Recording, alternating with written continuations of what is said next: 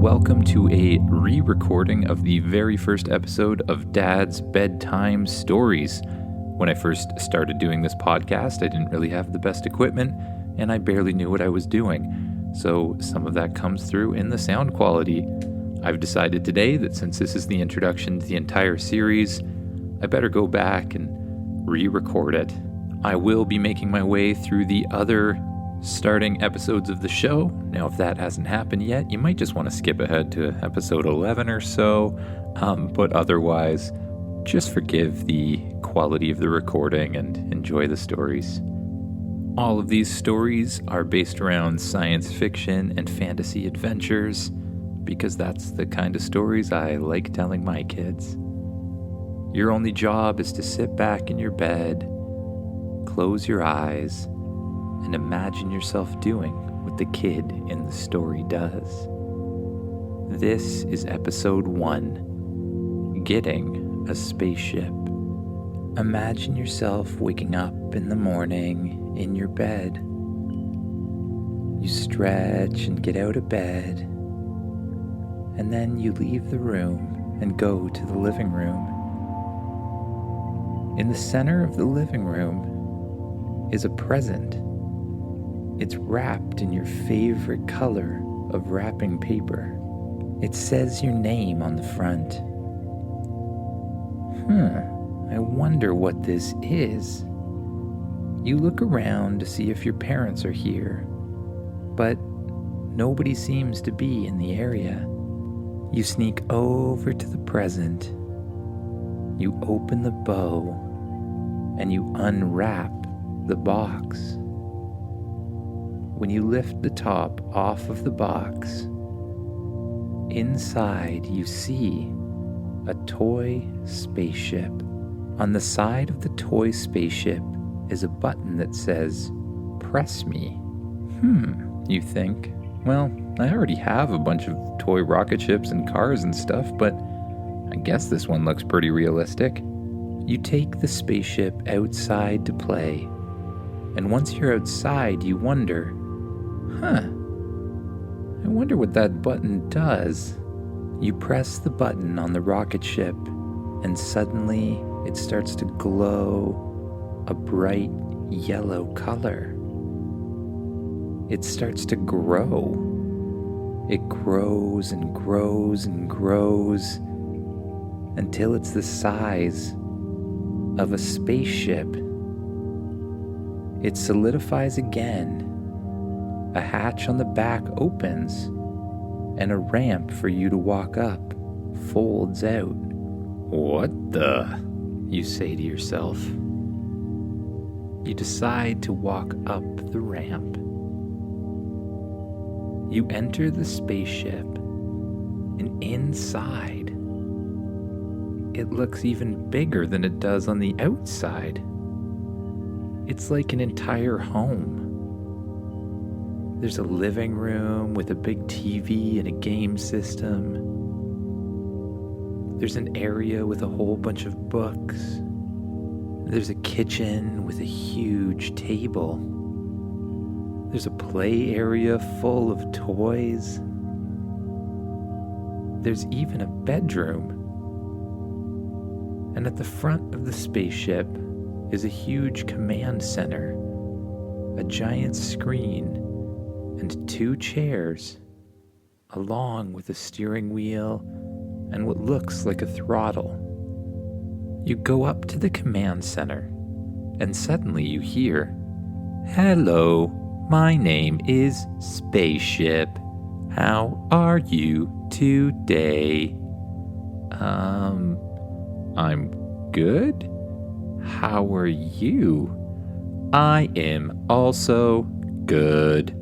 Where would you like to go today? Asks the spaceship. What do you mean, where do I want to go? First of all, tell me who you are. I am a magic spaceship, explains the spaceship. Who sent you here, you ask? I cannot reveal that, but it is someone who has magic powers, explains the ship. Okay, well, that does seem pretty cool. Yes, it is, says the spaceship. Now, where would you like to go? I don't know, you say. The moon or something? Setting course for the moon, says the spaceship. Wait, really? You can really go to the moon? Of course I can. The moon is very close. It will take less than 15 minutes at low speed. 15 minutes at low speed? That's way faster than anything I know can travel there. That is nothing, explains the spaceship. I am capable of intergalactic flight using my super hyperdrive systems. Wow, you say. Well, I guess let's start with the moon. I don't want to go too far from home. Understood. Would you like to fly there yourself, or would you like me to pilot the ship? I can fly there myself, you ask? Yes, just sit down in the command chair. Use the steering wheel and the throttle. It's just like a video game, says Spaceship. You sit down in the command chair. You put one hand on the wheel and the other hand on the throttle. You lightly pull back on the steering wheel and press forward on the throttle. The spaceship floats up off the ground and shoots up towards the sky. Before almost any time passes at all, you've passed through the clouds and up into the atmosphere.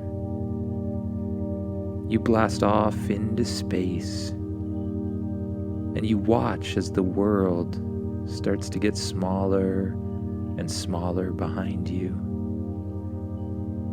Before long, you can see the moon getting bigger and bigger in the viewing screen.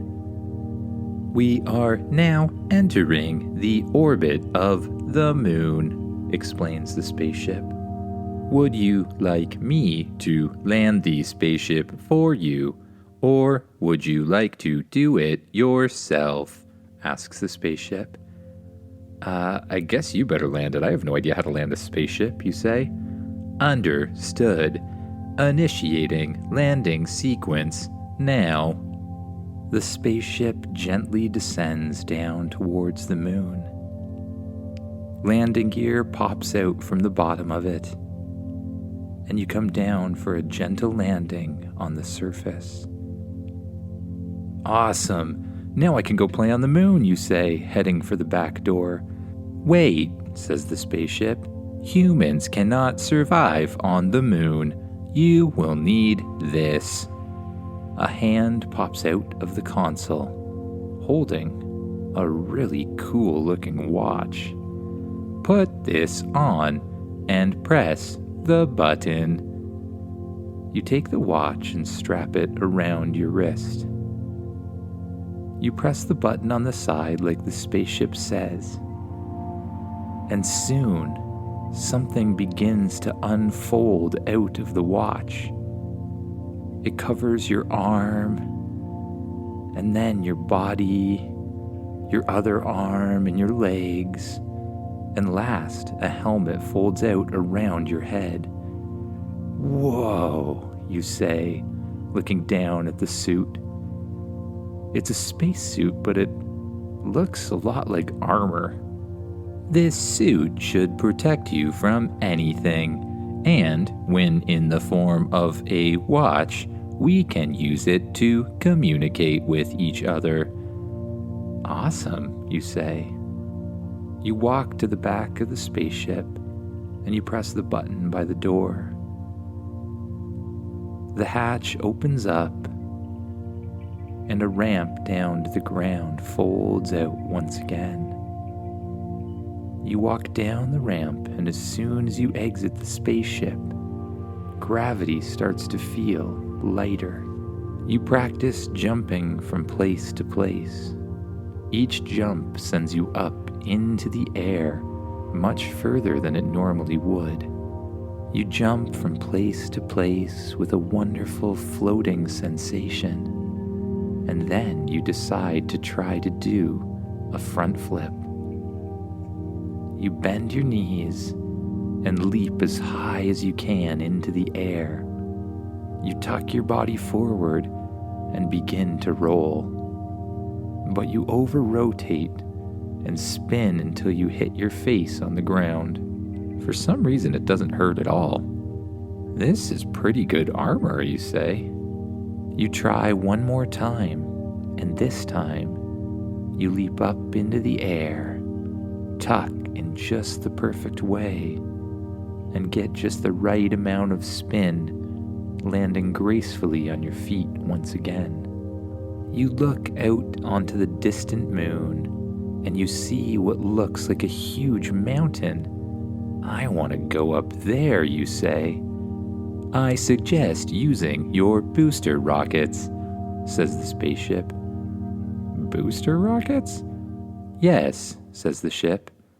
Your spacesuit is equipped with flying technology. All you have to do is think of flying, and you will fly, explains the ship. You think about flying, and suddenly out of your feet blast 2 booster rockets, and then 2 from your hands to keep you steady. Whoa, you say, as you float up into the air. You practice floating in the air for a while. Then you practice going left and right and up and down. When you feel comfortable, you fly straight up the mountain and land on the top. When you land there, you can see the Earth off in the distance. It looks just like the moon does, except bigger and bluer and brighter. I wish I had a flag or something to plant here, you say. I can plant one for you, says Spaceship. What? Is that you, Spaceship? Yes, says the ship. Where are you? I am still where you left me.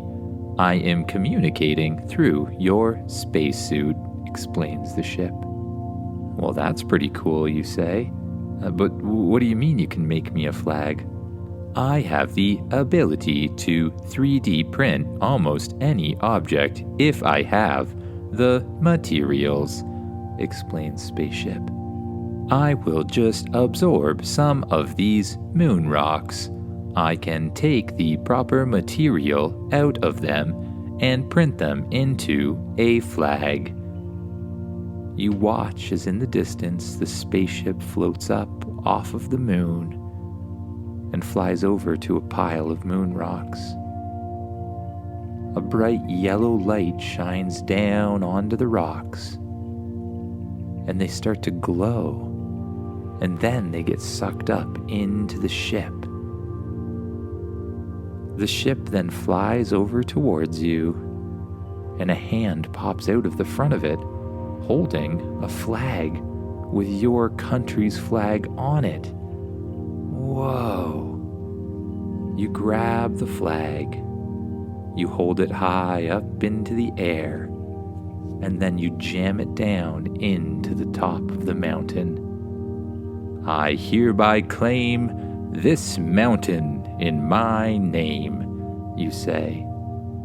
You look proudly at the Earth in the distance. Well, Spaceship, I think it's time we get home.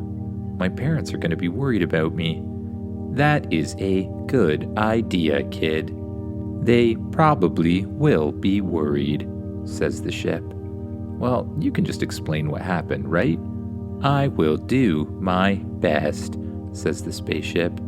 However, I find that sometimes parents are rather surprised to meet a magic spaceship, explains the ship. Well, we'll cross that bridge when we get there, you say. Let's go home. Spaceship flies near you. The back hatch opens, and a ramp folds out once again. You think about flying, and you float up into the air, right into the back of the ship. The back door closes, and you press the button on your watch. The spacesuit folds off of your body and back into the watch. "That is so cool," you say. You go back to the command center and sit down on the chair. You press forward on the throttle and fly back towards the Earth. As you get closer, the Earth gets bigger and bigger until it takes up your whole field of view. You pass through the atmosphere, and you start to lower the ship down below the clouds. You land on your front lawn, and both of your parents are there to meet you. You step out of the ship, and your mother says, "Why, where were you? I was so worried about you." "Oh, don't worry, Mom. I just went on an adventure with this magic spaceship." You point to the ship, and the ship says, "It is true." "Well, I never," says your mother. "Don't worry, Mom," you say. "It's harmless. Watch this." You go to the side of the spaceship and press the red button. The spaceship starts to glow, and it shrinks down, smaller and smaller, until it's the size of the toy spaceship once again. You pick it up and put it in your pocket. Your mother faints and falls over onto the ground. You help your father carry her inside and put her onto the couch. And then, feeling very tired from such a long day, you decide it's time to go to bed. You go back to your bedroom and you turn off the lights. You climb into your bed and it feels more comfortable than ever. You lay down and pull the covers over top of yourself. You close your eyes, and bit by bit, you let your body relax. You start with your head and your face, letting them melt away and sink down into the bed. After that, you let your shoulders relax and sink into the bed. And then your arms and your legs, your stomach and your chest. You close your eyes and you allow yourself to fall asleep.